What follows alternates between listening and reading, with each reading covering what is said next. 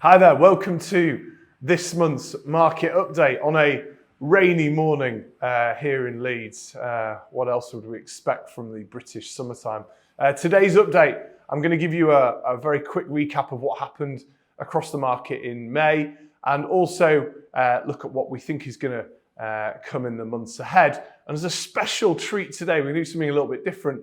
I'm going to focus on some of the fast moving areas that we can see across our region, but a little bit more on that later. Before I do any of that, of course, please like this video. It really does help us out. Why not subscribe to our channel as well?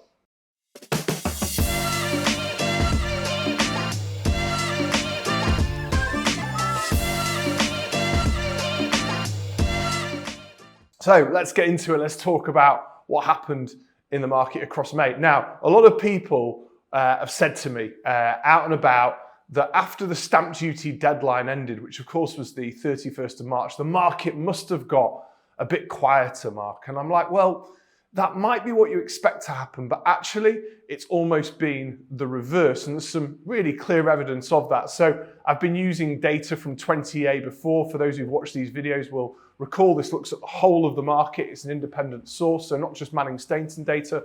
And what we can see is that if we take the date range of the 1st of April through to the end of May, which of course is the period after the stamp duty deadline ended, and we look at the number of sales agreed over that time period across the region that we cover, there's been almost 6,000 deals done across that area.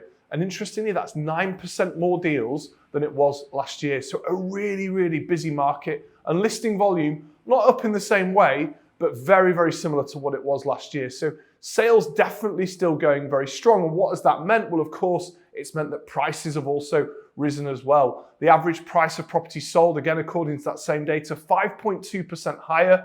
In real terms, that's about £12,000 added to the price of the average property. And that sits totally in line with our predictions at the start of the year. We said the market was going to increase by about 5 to 7%. We're well on track for that.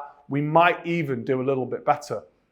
And you kind of wonder, don't you, how is that possible when everything you sort of hear out there in the news just seems to be terrible news, awful things going on? Well, I think there's probably a bit of us that doesn't necessarily listen to the news quite as much as we used to. Certainly don't listen to what you hear on social media. If you do, you're pretty mad for that. Let's not go down that rabbit hole though, because that's a whole different conversation. I do think though that the news relating to the property market on the whole, if you strip everything else out, has broadly been very positive. Inflation coming back under control, which certainly helps affordability. Interest rates have continued to fall. As I said in last month's video, we expected a rate drop. It happened. We're now at 4.25%. So we've got really, really good options out there for people looking to borrow. Affordability, of course, then increases. We've still got a shortage of housing supply. Yes, we've got a government who are talking about building lots of houses. That's great, but it's not happened yet, and population keeps growing. So the outlook for the coming months and through the summer is certainly still very positive. Now, as I promised at the start of this video, let's move on and let's have a very brief look at the 3 areas that I would say if you're thinking about making that next property investment or making your first or next property purchase that you might want to consider as one of the fast moving areas across this city right now. So first location we're going to look at is the Wharf Valley. Now, when I talk about the Wharf Valley, I mean areas like Kirkstall, Horsforth, running up into Rawdon and Eden. Really great in terms of the connectivity. We've had a new train station, of course, built at Kirkstall Forge. It was featured in the Sunday Times as one of the best places to live. Great to see that. Great schools, really, really popular places. And we've seen price increase in those areas of anything between about 9 and 14%. So some really good house price growth. The second area I want to focus on, not necessarily what you might expect me to say, but some of the north and sort of moving down towards the west side and south of Wakefield. So broadly speaking, the WF2 and WF3 postcodes, which have performed very, very well over this last period. Again, I think about the city of Wakefield, huge amount of investment gone in there, great in terms of connectivity, and we've seen really strong price growth in those areas, sometimes upwards of 10%. So definitely areas to watch in those locations.